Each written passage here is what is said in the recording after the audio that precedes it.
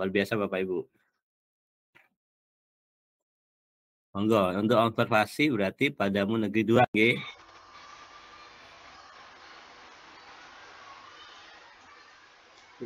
Terima kasih Pak Rudi. Suara saya terdengar jelas nih Bapak Ibu. Jelas Pak Joko. Sebelumnya Assalamualaikum warahmatullahi wabarakatuh. Waalaikumsalam warahmatullahi wabarakatuh. Perkenalkan kami dari kelompok 1 ingin mempresentasikan atau memaparkan terkait dengan program dari kelompok kami terkait dengan ini nanti hampir sama seperti kelompok 2 tadi Bapak, hampir sama terkait dengan pengolahan sampah. Sebelumnya perkenalkan dulu dari kelompok kami, ada saya Joko Dirumantrio dari SDI Lukmanul Hakim. Berikutnya ada Bu Sulasri dari SMP Negeri 1 Kanigoro. Ada Bu Dwi Rahmawati dari SD Darungan 2 dan ada Bu Itamei Safitri dari SD Lumpong Rejo 2. Untuk presentasi nanti akan disampaikan oleh Bu Sulastri. Untuk waktu kami persilakan. Terima kasih atas waktu yang diberikan kepada kami, kelompok Padamu Negeri 1. Saya akan share screen.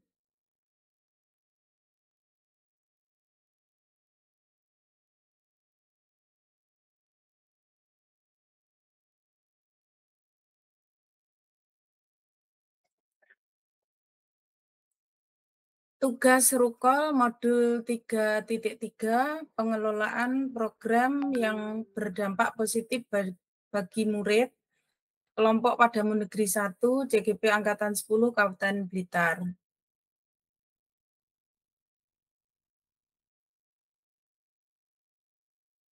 Kami didampingi oleh Bapak Rudi Haryono sebagai fasilitator, kemudian Bu Eni Rahmawati Ningtyas sebagai pengajar praktik, juga Bu Sri Utami sebagai pengajar praktik. Kemudian untuk anggota kelompok kami sudah diperkenalkan oleh Pak Joko. Selanjutnya adalah nama kegiatan adalah Polisi Sampah atau disingkat Polsam. Kemudian jenjang kelas 7, 8, 9 untuk SMP. Jenis kegiatan adalah co-kurikuler. Tujuan dari program ini adalah meningkatkan kesadaran dan kepedulian siswa tentang kebersihan kelas dan lingkungannya, serta mewujudkan kepemimpinan murid. Deskripsi program atau kegiatan, program Polisi Sampah atau POS merupakan kegiatan co-kurikuler yang bertujuan untuk meningkatkan rasa peduli dan kesadaran murid tentang kepemilikan sekolah atau menjaga kebersihan dan keindahan sekolah. Sasaran dari kegiatan tersebut adalah murid kelas 7, 8, 9 SMP. Yang menjadi tim pemantau adalah perwakilan murid dari masing-masing kelas yang biasa disebut dengan polisi sampah. Kegiatan ini dilaksanakan setiap hari dengan pemantauan polisi sampah pada kelas masing-masing dengan sistem bergantian sesuai kesepakatan kelas masing-masing.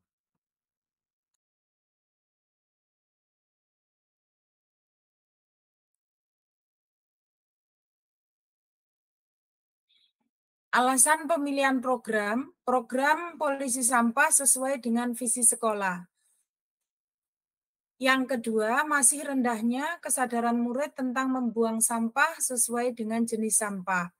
Yang ketiga, meningkatkan kesadaran murid tentang peduli sampah.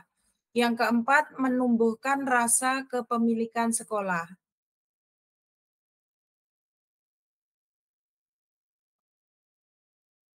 Bagaimana tahapan-tahapan itu dilaksanakan? 1. Menyusun program dengan melibatkan murid dan guru. 2. Pembentukan tim polisi sampah, perwakilan masing-masing kelas, fasilitator, dan koordinator di tiap jenjang. Yang ketiga, TOT Training of Trainer kepada polisi sampah. Yang keempat, sosialisasi program kepada seluruh warga sekolah. Yang kelima, penyusunan kesepakatan sekolah terkait dengan sampah. Yang keenam, menyediakan tempat sampah terpilah. Ke-7 menyediakan jurnal di masing-masing kelas. Ke-8 tindak lanjut pengelolaan sampah. Diagram Y, suara atau voice. Yang pertama adalah melibatkan murid dalam penyusunan program atau pelaksanaan kegiatan. Murid diberikan kesempatan untuk memberikan gagasan atau ide untuk menyusun kesepakatan sekolah. Pilihan atau choice, murid memilih anggota kelompoknya sendiri. Murid menentukan waktu pemantauan yang diinginkan. Kepemilikan atau ownership, murid merasa memiliki sekolah atau menjaga kebersihan lingkungan atau kelas.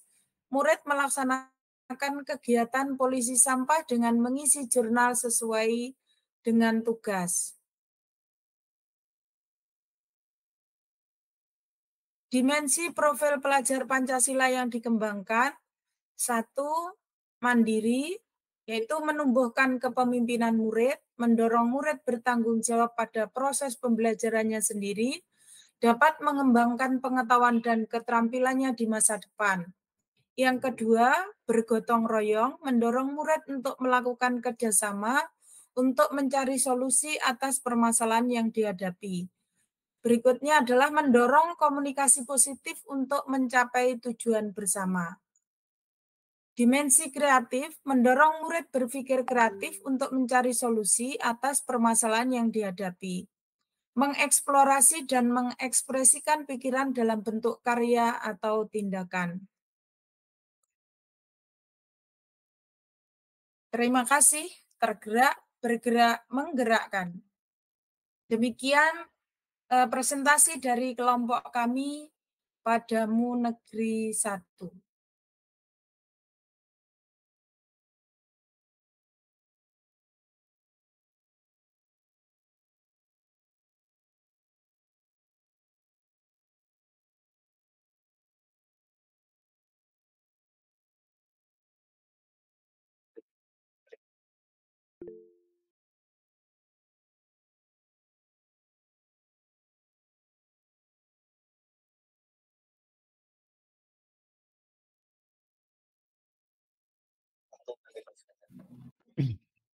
Oke, terima kasih Pak atas waktunya.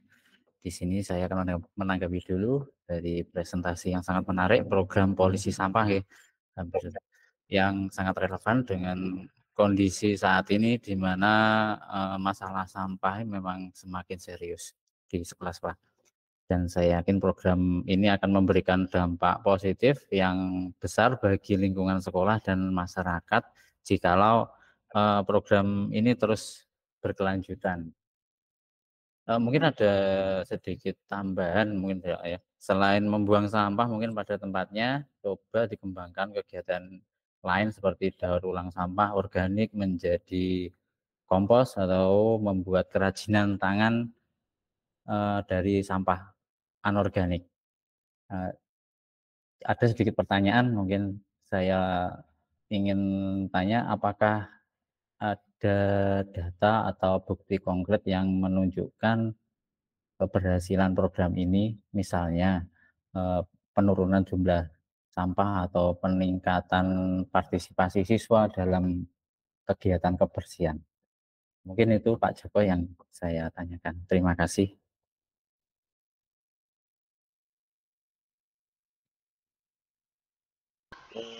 Tadi ada pertanyaan dari Pak Rusi terkait program ini, apakah ada kelanjutannya terkait dengan pengolahan atau bagaimana.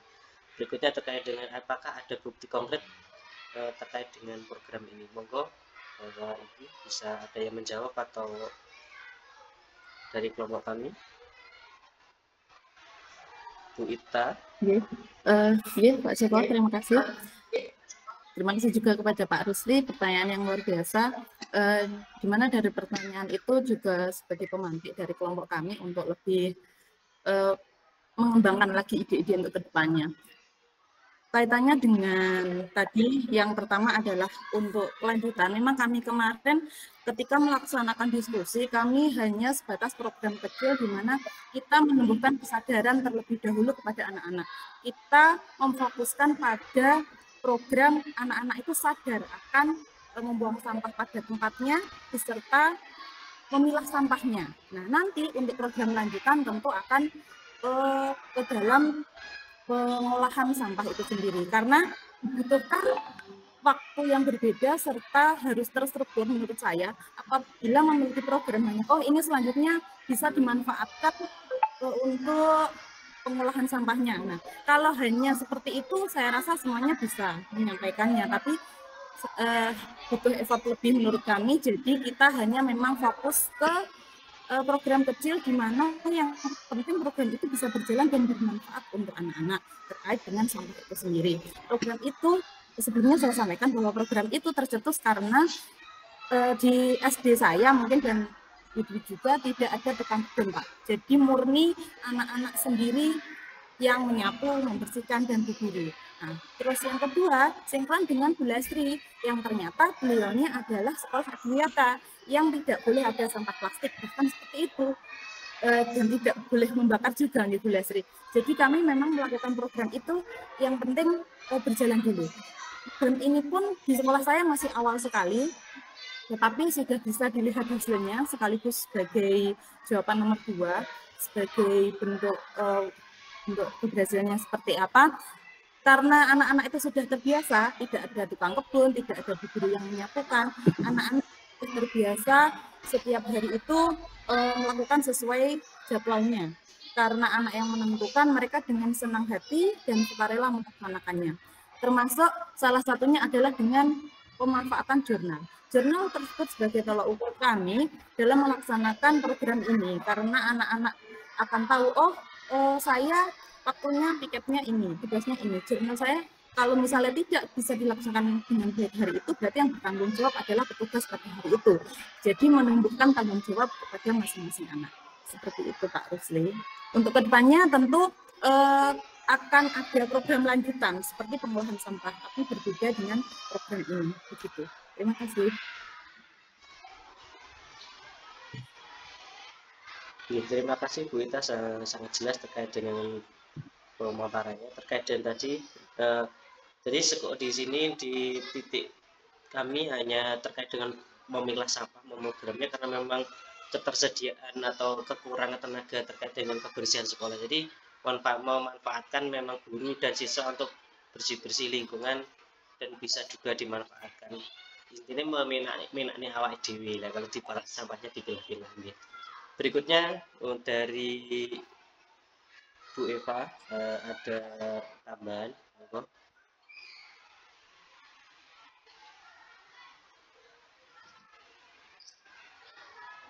Terima kasih Pak atas waktunya. Program yang sangat menginspirasi ya. Jadi di sini yang saya kerjai adalah polisi sampah. Jadi polisi sampah ini saya tertarik dengan bagaimana perannya dalam mengorganisir atau menggerakkan teman-temannya yang lain untuk sadar terhadap kebersihan. Mungkin kalau di SMP, di jenjang SMP mungkin seperti OSIS itu organisasi yang bisa berjalan, mungkin polisi sampah nanti juga mungkin bisa berjalan, tapi untuk perannya polisi sampah di sini bagaimana tingkat keefektifannya untuk menggerakkan temannya yang lain itu supaya peduli dengan sampah. Dan yang saya ingin tanyakan juga mungkin ada inspirasi lain yang mungkin di sekolah SMP bisa dilaksanakan, di SD nanti juga bisa dilaksanakan gitu. Mungkin polisi sampah nanti bisa juga dilaksanakan di SD. Sementara kalau di SD itu untuk karakternya anak, itu kalau diingatkan mungkin ya, diingatkan oleh temannya atau disarankan oleh temannya, mungkin nanti yang keluar atau yang dididiknya itu berbeda. Mengakibatkan nanti bisa jadi sedikit ada argumen atau sedikit ada pertengkaran kecil. Untuk menyikapi itu mungkin saya nanti bisa melihat dari sistem kerjanya polisi sampah di tingkat SMP. Mungkin seperti itu, Bapak Ibu. Oke, terima kasih Bu Eva. Berarti terkait dengan sistem atau teknisnya nanti polisi sampah bekerjanya seperti apa? Seperti itu. Iya, betul. Mungkin Bu Dwi atau Bu Sulasri. Baik, terima kasih Pak Joko. Ini Nggih, baik Bu Eva, menanggapi pertanyaan dari Bu Eva nggih. Kalau mungkin pengalaman saya yang di SD itu bisa melibatkan teman-teman satu kelasnya Bu Eva. Nah, di sini juga melibatkan anak-anak dan tentunya juga melibatkan Bapak Ibu guru yang ada nggih. Kalau di sekolah saya itu dengan memanfaatkan chat tempat chat yang besar-besar itu loh Bu Eva. Nah, jadi yang tempat cat yang sudah tidak digunakan itu dibersihkan, terus kemudian nanti dicat berdasarkan jenis sampahnya. Jadi kalau di sekolah saya itu dibagi menjadi dua, ada sampah organik dan sampah non organik. Jadi kalau yang organik itu berwarna hijau dan yang itu berwarna merah. Nah, jadi kita sosialisasikan ke anak secara bersama-sama dan juga di dalam kelas itu kita berikan pemantapan. Dan juga nanti kalau yang mengawasi itu anak-anak, tentunya kan kita juga melibatkan anak-anak di dalam kelas itu. Selain ketua kelas juga kita bentuk kelompok piket itu loh Bu Eva, kan setiap hari juga ada kelompok piket yang mengerjakan tugas piket. Nah, itu bisa kita jadikan sebagai delegasinya atau polisi sampahnya. Jadi kalau yang mengingatkan anak-anak itu sesama atau temannya itu kan lebih enak atau lebih mudah diterima dengan anak-anak daripada gurunya. Tetapi di situ juga guru tetap memantau kegiatannya tersebut seperti itu. Mungkin kalau di SD bisa dilaksanakannya seperti itu.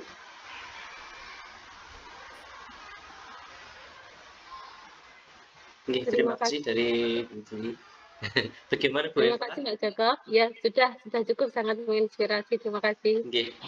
Itu tadi terkait dengan jawaban dari Bu Dwi mengenai Diang SD. Mungkin dari Bu Sulastri nanti kan berbeda sudut pandang lokasinya. Monggo Bu Sulastri, bagaimanakah kalau kejadian tersebut di SMP?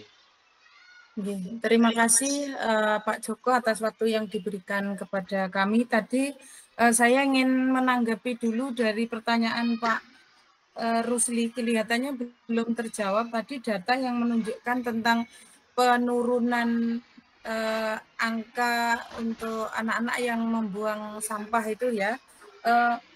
Untuk program awal Nyunsewu memang ada data yang menunjukkan anak-anak lebih peduli itu ya, lokasinya lebih bersih begitu, kemudian anak-anak membuang sampah pada tempatnya. Tetapi sekali lagi bahwa program ini ketika tidak konsisten, kemudian pemantauannya juga istilahnya rogrok asem, nanti begitu program ini sudah berhenti ya akhirnya kembali lagi seperti semula untuk membuang sampah itu ya sembarangan, bahkan ada beberapa anak itu yang kaitannya membuang sampah itu ya dibuang di taman begitu saja.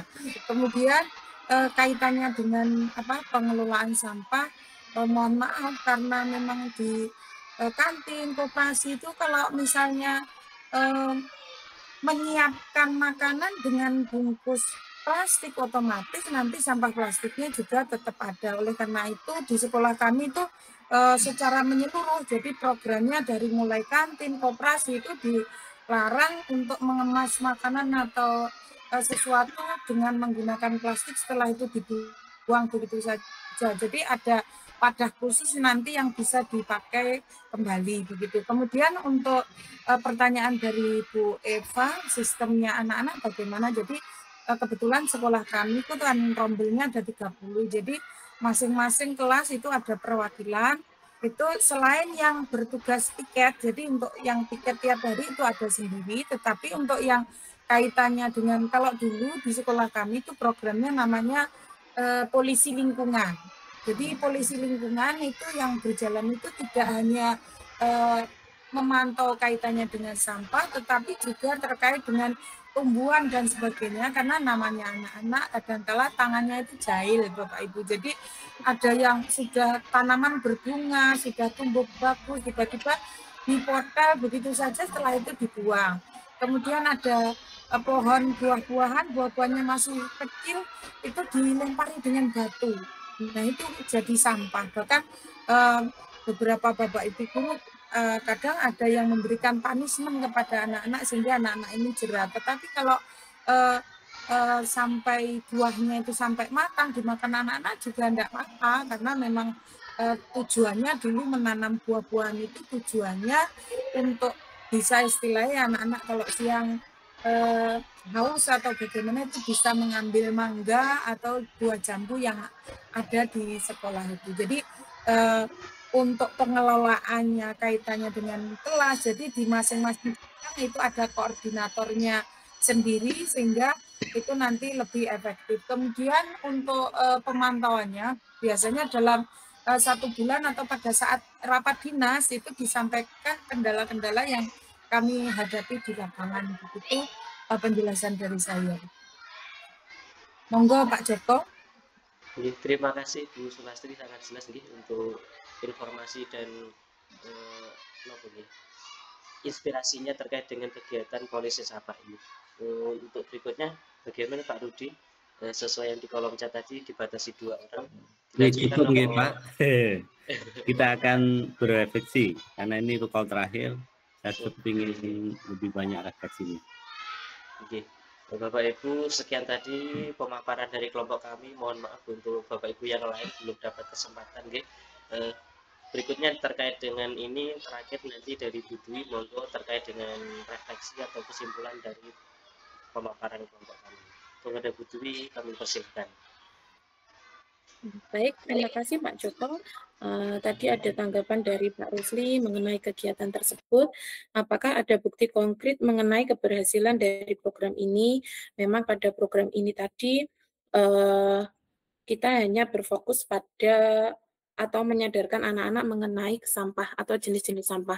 Nah, untuk rencana tindak lanjut itu karena membutuhkan waktu yang lama dan membutuhkan effort yang luar biasa. Jadi nanti untuk kedepannya kita juga dapat bekerja sama dan juga melibatkan anak-anak yang lebih dalam. Selanjutnya untuk pemanfaatan jurnal itu juga dijadikan sebagai tolak ukur keberhasilan dari kegiatan tersebut. Selanjutnya dari Bu Eva, bagaimana perannya dalam menggerakkan teman-teman yang lain terhadap peduli sampah tersebut, yaitu dengan membentuk kelompok atau tim untuk mengawasi atau memantau serta memberikan peringatan kepada teman-teman yang lainnya. Mungkin seperti itu Pak Joko, terima kasih. Terima kasih Bu Dwi. Bapak Ibu, sekian terkait dengan pemaparan dari kelompok pada mobil 1 untuk program ke depan. Untuk berikutnya, waktu kami kembalikan kepada Pak Rudi Haryono. Kepada beliau kami persilakan. Baik, terima kasih untuk kelompok Padamu Negeri 1. Luar biasa Bapak Ibu ya. Tepuk tangan dong. Baik Bapak Ibu, kita sudah ada di sesi terakhir Bapak Ibu, tapi saya akan menanggapi untuk Padamu Negeri 1 ya. Betul sekali Bapak Ibu. Jadi program itu betul tadi sempat disebut oleh Bu Ita ya kalau nggak salah tadi. Program itu harus ada target, betul sekali. Jadi targetnya apa? Targetnya enggak, jadi misalnya targetnya ada 5. Yang pertama apa dulu gitu, difokuskan ke situ. Nanti berkembang ke apa lagi gitu, Bapak Ibu. Jadi bertahap. Terus Bapak Ibu apa ya saya ngomong ya. Betul, ada student agensinya harus jelas juga. Jadi ada programnya student agensinya ini apa nih yang akan kita delegasikan ya ke siswa ini. Nah, terus untuk ide itu dipancing Bapak Ibu ya, dipancing. Jadi dipancing. Jadi sebenarnya idenya dari kita, tapi akhirnya keluar dari mereka gitu. Apa ya saya ngomongnya ya. Idenya dari guru-guru sih, tapi dipancing, nggak serta-merta kita utarakan gitu loh ya. Kayak saya itu, kayak saya contoh saya dari itu ya, saya alami aja dah. Parkir saya datang parkir, saya tidak keluarkan ide apa-apa dulu. Cuma saya diskusi, nah, diskusi gitu loh. Dia keluarkan, tapi kan jelas kan arahnya kemana. Nah itu, kenapa? Agar siswa itu bisa mandiri Bapak Ibu, mandiri berpikir. Sebenarnya sudah ada idenya, tapi kita nggak keluarkan. Kita coba pancing mereka. Dipancing, diskusi, ngobrol-ngobrol, sana-sini. Akhirnya nanti sekonyong-konyong idenya dari mereka. Nggak apa-apa misalnya ada guru lain, "Oh itu idenya bukan idenya Bu Ita, itu idenya si Samsul," gitu. Nggak masalah Bapak Ibu ya. Jadi kalau klaim idenya murid, nggak apa-apa, malah sukses kalau gitu saya. Jadi kalau kayak kalau kalau di Islam itu sedekah tangan kirinya nggak tahu itu ya, gitu ya. Itu ya, tangan kirinya nggak tahu, sebenarnya itu tahu itu gitu ya. Nggak apa-apa, nggak masalah Bapak Ibu, nggak masalah. Terus student agensinya jelas, program jelas, betul. Terus masuk akal, masuk akal. Ini saya, sedikit saya sepil ya, programnya Bu Lastri ya, tentang sampah plastik itu ya. Yes, sedikit ya. Maaf nih Bu Lastri, saya sedikit masih masukan ya. Masuk akal nggak zaman sekarang tanpa plastik gitu? Kayaknya nggak masuk akal, non ya, saya non. Kalau mengecilkan oke lah, kalau non kayaknya nggak masuk akal Bu. Nah, bagaimana supaya itu dikondisikan yang sampah plastiknya itu, tetap itu programnya yang mengecilkan plastik ya. Tapi kan nggak masuk akal kalau zaman sekarang ini tanpa plastik. Ayo dah. Malah ada yang gengsi tuh, ada Tupperware dulu kayak zaman-zamannya Tupperware itu, baju bangga tuh. Jadi koleksi di rumah itu ya. Oh, punya apa Tupperware ini ya itu. Kan enggak. Jadi program itu masuk akal. Nah, supaya masuk akal ditambahin. Jadi ada program untuk menangani sampah plastik gitu. Tetap program yang bagus itu tetap jalan. Tapi sesuai masuk akal lah. Untuk zaman sekarang tanpa plastik itu kayaknya susah Bapak. Kalau saya sih tidak tahu juga ya. Kalau saya pribadi ya, karena di mana-mana plastik. Malah sekarang ada gelas plastik ya gitu. Dulu nggak ada. Sekarang semuanya plastik gitu. Sekarang malah ada itu lemari plastik gitu ya, apa gitu ya. Itu kan hasil dari, kreativitas. Nggak apa-apa, bagus itu, saya dukung itu. Karena saya juga benci sampah plastik. Tapi kan nggak masuk akal juga, nanti tangani itu. Di situ jadi programnya juga harus masuk akal. Itu yang saya tekankan di situ. Tapi sudah luar biasa semua, saya memang agak ketatkan karena saya mau berefleksi agak banyak sekarang. Jadi saya targetnya 1 orang 1 refleksi ya ini ya.